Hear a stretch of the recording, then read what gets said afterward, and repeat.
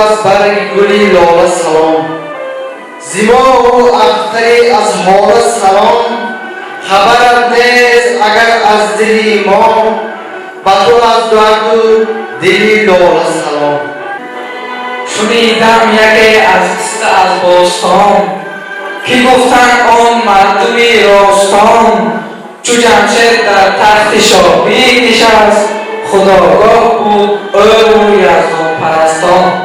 با عرض احترامی به اندازه شما را با مناسبت عید پیروزی بهاری و میراثی نیاگان نوروز آرام افروز تبریک و تهنیت گفته با شما عمری بردوام خوشبختی به انتها سلامتی قوی خانه آبادی و خواهشتان گلباده ها تمنا دارم. السلام علیکم مهمانان عزیز، همه‌تان را با فرارسی نفسی تازه نوروز مبارکباد می‌گویم. امروز مایان خوانندگان در برابری این محضر عید نوروز را جشن گرفته ایستاده‌ایم.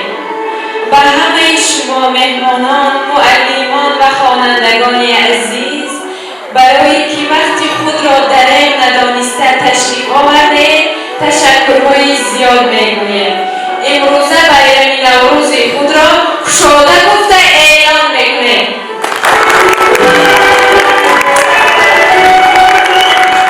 حالا عزیزان در بدنم و بهار را دعوت کنیم که فصل زیباترین این بهار می باشد. لحظه های حساس فرا می رسد. سبب برگزاری جشن نوروز فصل بهار است. چی خوش است که در این لحظه های فرح بخش ملکه بهار را به بزمگاه دعوت نماییم، البته تحت قرصک ها و موسیقی دلنشین بهاری.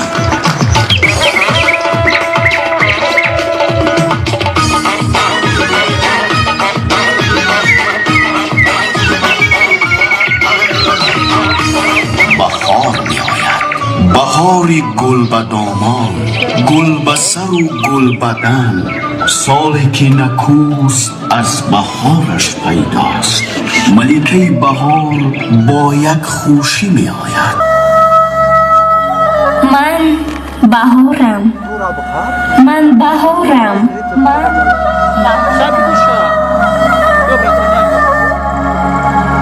من بهارم، بهار گل به دامان، گل به سر و گل به بر. من بهارم، بهار عشق و زیبایی، بهار سرسبزی و شکوفایی.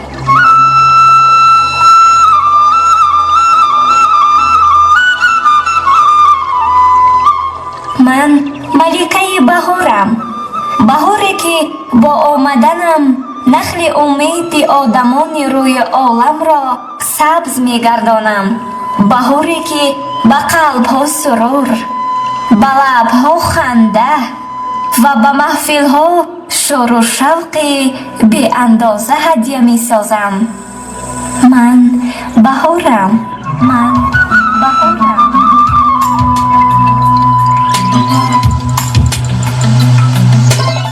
ایامی بهار آمد، نوروز مبارک باد. الهامی هزار آمد، نوروز مبارک باد. کردیم بیدار باده نوش ز جام می، شادی به کنار آمد، نوروز مبارک